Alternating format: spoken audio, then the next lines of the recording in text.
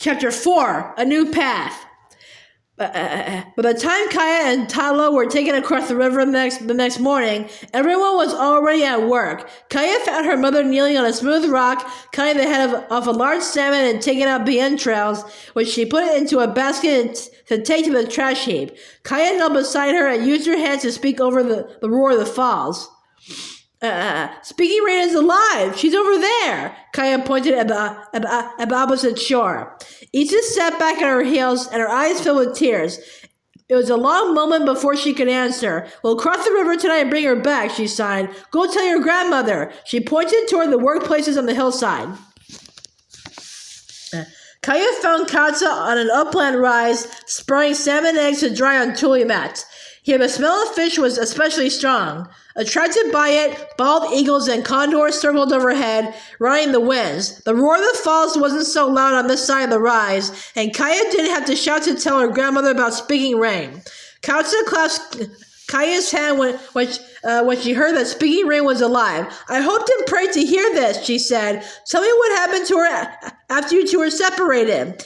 Careful not to leave out anything, Kaya told all that had happened to her sister and about her life now with white braids. When Kaya was through, Katsa handed her a basket of salmon eggs. Hold this while I spread these eggs. When they're dry, you can add some for yourself to trade. Maybe you can get some beads or a shell to hold them while you're working.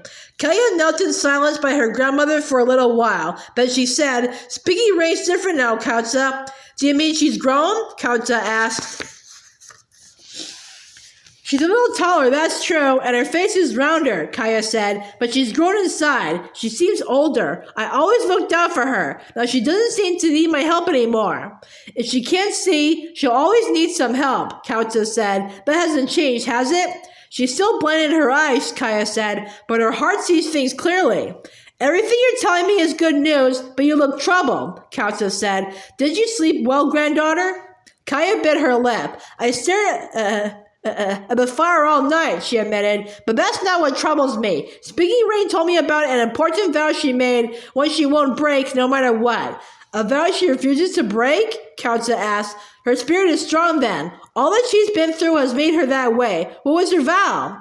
She vowed she would never leave the woman who saved her life, Kaya blurted out. Because of that, she can't live with us anymore. Katsa looked at Kaya long and hard. Your sister is very strong, but listen to me, granddaughter. You have strength too. Do you mean the strength I needed to escape from the enemies? Kaya asked. Not exactly, Katsa said. I mean you have the strength to make hard choices.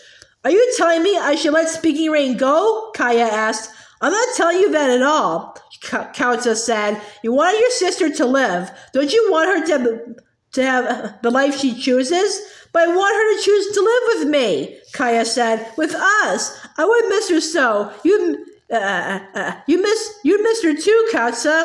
I would miss her very much, Katsa admitted. Her face was grave and she looked sad. Remember how you wanted Lone Dog to stay with you? But it wasn't her nature to do that. Perhaps now Speaking Rain must follow her own path, just as you must follow yours. The heat shimmering up from the stones and the smell of the fish made Kaya dizzy. She swayed, and Katsa clasped her shoulder, then handed her the water basket so that she could drink. I know you love your sister, Katsa said gently. You love your parents, and all your grandparents, and Brown Deer, and the twins, and others. You love many people, so does Speaking Rain. If she loves and respects two mothers now, she has her own hard choice to make. Do you understand me? Kaya wiped her lips on her wrist. She murmured. Her grandmother patted Kaya's shoulder. You need to rest, she said. Brown Deer is working near the teepees. Stay with her for a while. She'll want to hear about Speaking Rain, too. Kaya found Brown Deer kneeling in the shade of a teepee, pounding dried salmon into fine pieces in a stone mortar. Kaya sat down next to her sister and hurriedly told her all about Speaking Rain. I had split feelings, Brown Deer admitted after Kaya had told her everything. One feeling is happiness that her sister is alive and well. The other is sadness that she won't live with us. I understand, Kaya said right away. It's just the way I feel about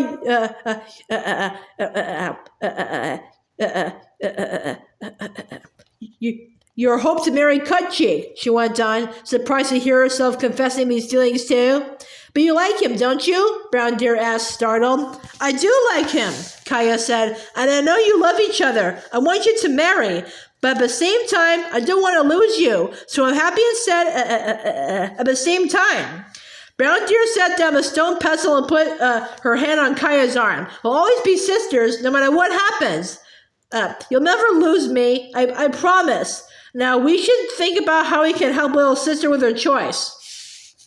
Kaya scrubbed at her eyes with the back of her hand. Brown Deer's kind words helped to ease the ache in her chest. I just wish there was some way for Speaking Rain to choose both Itza and White Braid, she said. Brown Deer scooped the ground-up salmon from the mortar and put it into a basket lined with dried fish skins. We're friends with the Salish, she said. We trade with them, and we join them to hunt buffalo. White Braids can live with us for a time. Is that what you mean? White Braids doesn't speak our language. I don't think she wants to leave her own people, Kaya admitted. But she sat up straighter. She wasn't tired anymore, and she had an idea. But Speaking Rain knows both languages now. Maybe she could go back and forth between White Braids and us.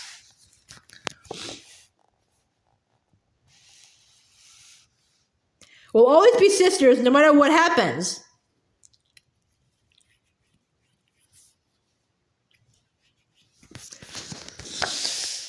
What do you mean? Brown Deer asked. She stopped working and looked closely at Kaya. I mean, what if Speaking Rain chose to live part of the year with White Braids and part of the year with us? Kaya said. That way she could keep her vow to have White Braids, but she wouldn't have to give up her family completely. Brown Deer's eyes lit up. That's a new path to think about, a girl shared by 2 families and 2 tribes. Want to ask Kauta for her counsel. But first I must finish this. Crane's song will be coming to check on me, and I still have so much work to do. Look, the sun is almost high overhead. That evening, Kaya and her parents tied up a canoe on the far shore and started walking upstream toward the Salish village. Itza carried a large woven bag filled with dried cow's roots to give to White Braids in thanks for saving her daughter. I told you how Speaking Rain came to be our child, haven't I? She said to Kaya. Kaya hurried to keep up with Itza and Tota. We were both still babies, weren't we? She said. She heard the story many times. You'd learned to walk, Itza said, and Speaking Rain had just taken her first steps, when her mother grew sick and died. Her mother was my dear, dear cousin. We'd grown up together, and when we both gave birth to daughters, we became closer still. When Speaking Rain lost her mother, and her father was gored to death on a buffalo hunt, Tota and I took her to raise.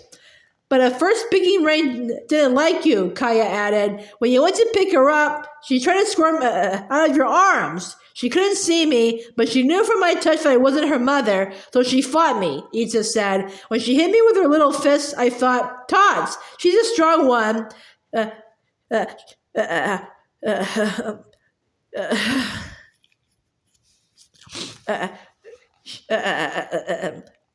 She'll be an independent girl. And you loved her anyway, Kaya said. I loved her more for that strong will of hers, Itza corrected her. Now, Countess told us that Speaking Rain's made a vow she won't break, Tota said. That's her strength showing itself. But she can't leave us, Kaya insisted. Maybe she can live with White Braids and with us too. Do you think she'd do that? We've talked that over with Kauta, Itza said with a frown. But live with 2 families? That troubles me. We'll hear what Speaking Rain has to say, Tota said firmly. As they approached the Salish teepees, Kaya saw Speaking Rain standing near the path. Her head was tilted as if she could hear their footsteps approaching, and she was smiling. Kaya's heart lifted all over again to see her sister looking so healthy and well. We're here, Kaya called out. Itza hurried to her daughter and hugged her tightly. I feared for you, she exclaimed, and how I missed you. Now you're back again. Not saying a word, Tota picked up Speaking Rain. She put her arms around his neck while he held her tightly against his chest for a long time. Then he set her gently down. White Braids, 2 hawks, and 2 hawks' father waited a few paces away.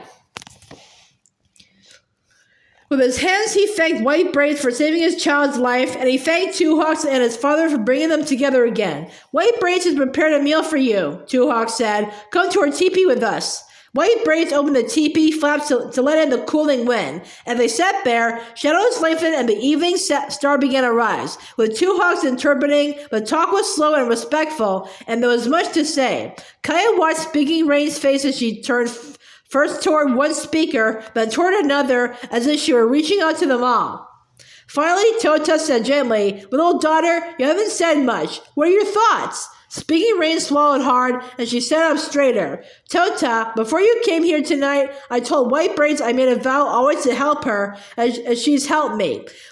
We need each other now," I said. "She argued with me. She wants me to go back to you, but I can't break my vow. I owe her my life. You understand, don't you?" She turned to face White Braids and repeated what she said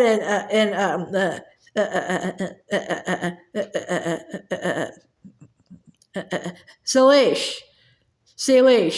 Right away, White Braids spoke with her hands. "I love this girl very much, but I never wanted to take her from you. I only wanted her to live, to be well, to join her family again." "I believe you," Ita signed to her, "but I also respect my daughter's vow and her need to keep it." Kaya could hold back no longer. Putting her hand on Speaking Rain, she said, "Listen to me. I have an idea." Then slowly, carefully, she described how Speaking Rain could spend part of the year with White Braids and part with her own family.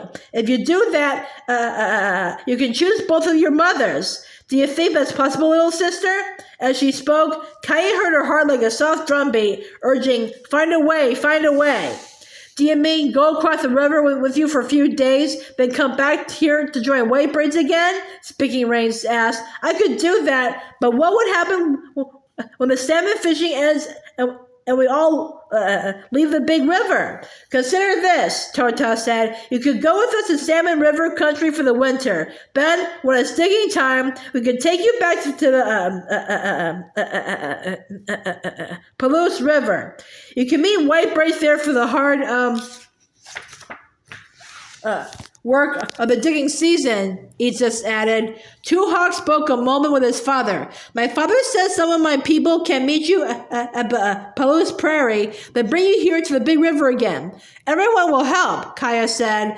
Finally, Speaking Rain said slowly, "I can follow the path you've shown, sister. I believe I can keep my vow but not hurt anyone. That's more than I ever hoped." "But you'll come to us now?" Kaya asked her sister. Speaking Rain said. "Katsuyayo, Kaya." When White Braids put her wrinkled hand on Speaking Rain's shoulder, Kaya knew she too was saying Katsuyayo. Kaya got to her feet. She was so light with relief that she felt like floating up to the small clouds racing toward the setting sun. "I'll carry your things, sister. Let's go now while it's still light. The others want to welcome you back too."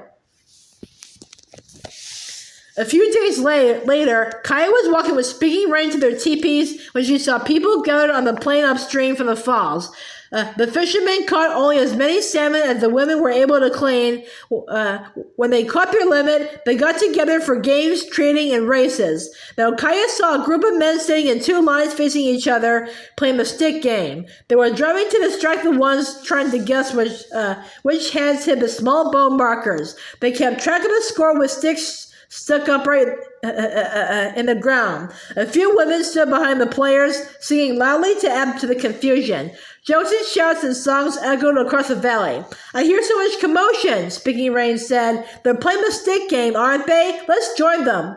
"But some riders are getting ready to race their horses," Kaya said. "Let's go there instead. I'll tell you everything that's happening with the races."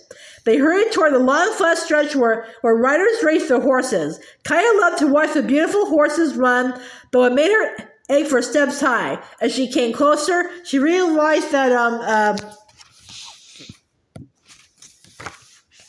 one of the riders on a spotted stallion was Cut Cheek. Brown Deer stood on the sidelines with some other young women. She had the twins with her. "Is Cut Cheek going to race?" Kaya called as she and Speaking Rain came up to them.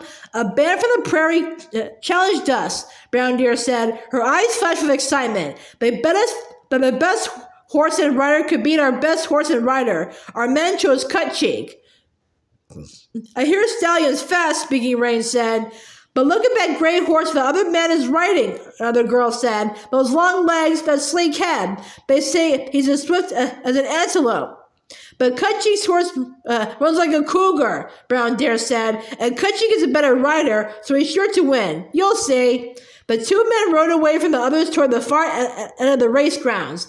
Kutchik's horse is straining at the bridle as if he can't wait to race, Kaya told Speaking Rain. The gray horse is prancing and snorting. He's ready to run, too. Kaya held her breath as the starter raised his arm and brought it down. There they go. There they go.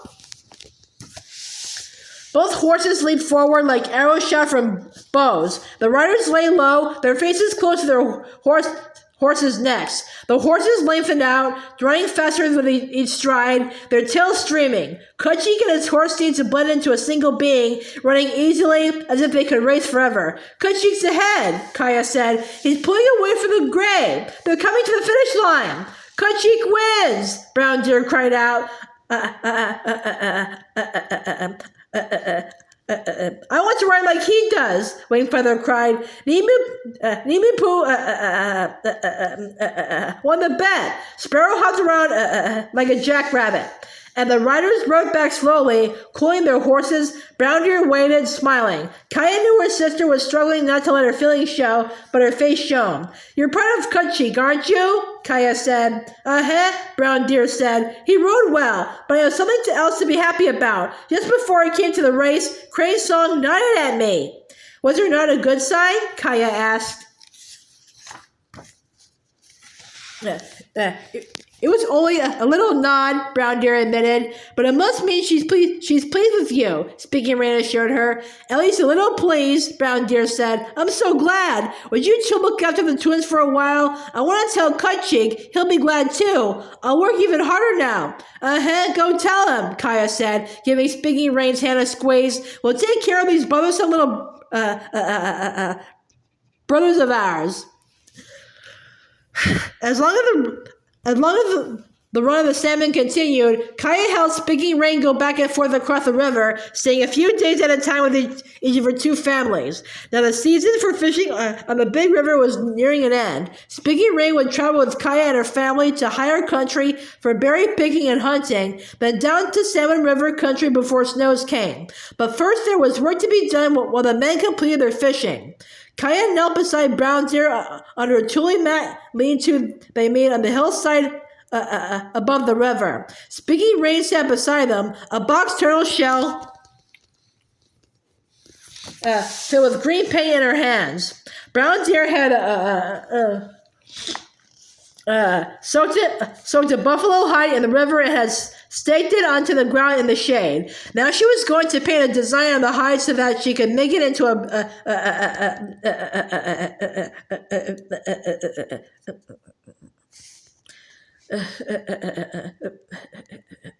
per flesh. Remember, we have to work quickly so the hide won't dry out. Paint bonds only to damp hide, Brown Deer said. I'll lay out the shapes and outline them. Kaya, you help me fill in the larger spaces with paint. The tule mat shelter they made was a small one, but Talo managed to creep into its shade. Kaya scratched him behind his ears, and he went to sleep with his head on the edge of her dress. Brown Deer had already covered the damp hide with a clear mixture of fish eggs to make it smooth and waterproof. Now she laid peeled willow sticks on it in a design of lines and triangles. She dipped the buffalo bone tool into the paint, then expertly traced the design she'd made, drawing the edge of the bone tool down the hide in long, steady lines. Kaya dipped it in another tool, laying the porous bones soaked up the lovely green paint made from river algae. Then she began spraying it where Brown Deer showed her. White Breeze told me that soon she'll go back to her home country, Speaking Rain said. I'll be sad to see her go. She's a fine woman to adopt you in this way, and you'll meet her again at the Palouse Prairie in the spring, Brown Deer said. Will Crane's song be coming with us for the berry picking, or will she go back to Kutchik's family when we leave? Kaya asked her older sister. Brown Deer's lips turned a little as she drew. Crane's song told me this morning that she'll be leaving us. She sat back and looked hard at the line she made, but dipped her tool in the paint again. She said, I must work hard even when she's not around to keep an eye on me. But she told me she's satisfied I'll make Kachik a good wife. She sighed deeply, as if she'd been holding her breath for a long time. That's wonderful news, Kaya exclaimed. Why didn't you tell us? I was afraid it might not be true, Brown Deer admitted.